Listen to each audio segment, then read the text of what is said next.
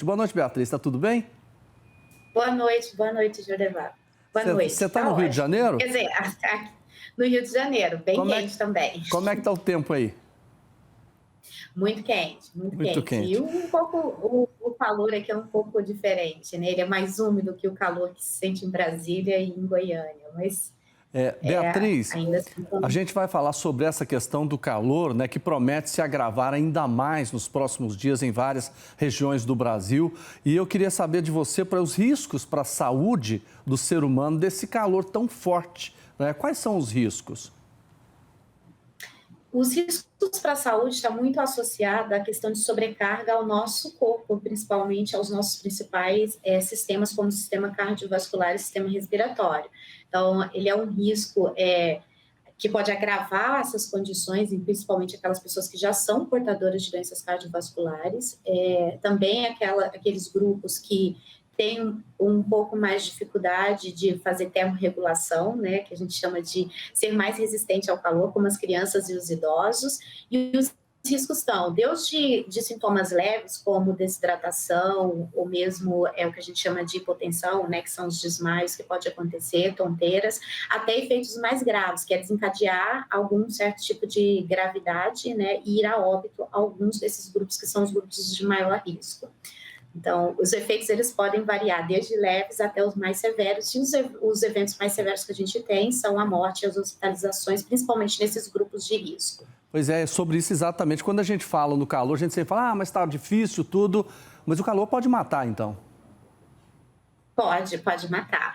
Pode matar porque a gente fica exposto a uma condição extremamente estressante para o nosso organismo. O nosso organismo não consegue reagir, né, ou fazer a termorregulação para que a gente possa manter os nossos sistemas, nossas funções vitais e ir ao óbito, entrar em colapso. Essa é a condição mais grave que a gente chama de estresse térmico, que é uma hipertermia causada por conta dessa exposição extrema ao calor.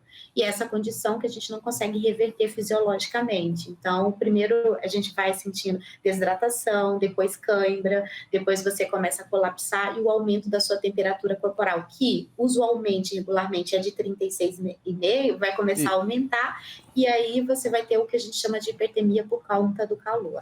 A pessoa que estiver próximo, por exemplo, uma pessoa idosa que chegar nesse ponto, nesse nível que você acabou de falar, o que ela vai perceber que ela fala, olha, eu tenho que levar para o hospital, a situação é grave?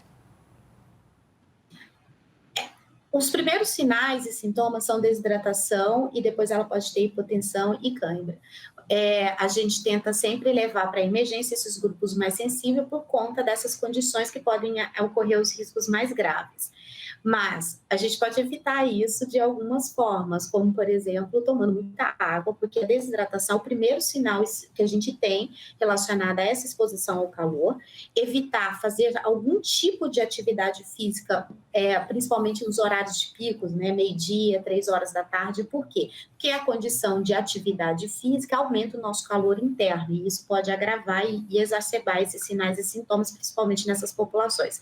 Então, grupos de risco, se tiver hipotensão, se tiver desidratação ou sentindo algum tipo de falha, principalmente aumento da temperatura corporal, ela precisa ser levada à emergência para que ela possa se restabelecer. Ou aclimatação.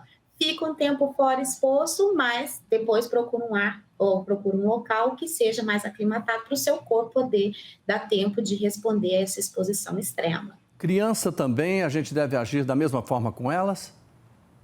Criança também, criança é mais agitada, né? Os principais grupos são crianças, idosos e portadores de condições extremas, ou grupos ocupacionais, que são aqueles trabalhadores que trabalham em horários, né, que exercem uma atividade física intensa em horários que não são apropriados e adequados. Criança, sim. Criança tem essa condição de querer brincar ao ar livre, de correr mais, né, ela não tem o costume de tomar água com maior frequência, porque ela quer brincar, e ela quer brincar fora de casa. Então, esse calor extremo e a atividade física exacerbada da criança pode fazer com que elas tenham exacerbação dos sinais e sintomas relacionados ao calor extremo.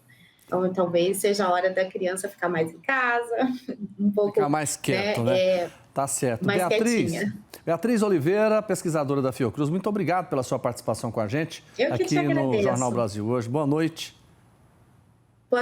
Boa noite a todos.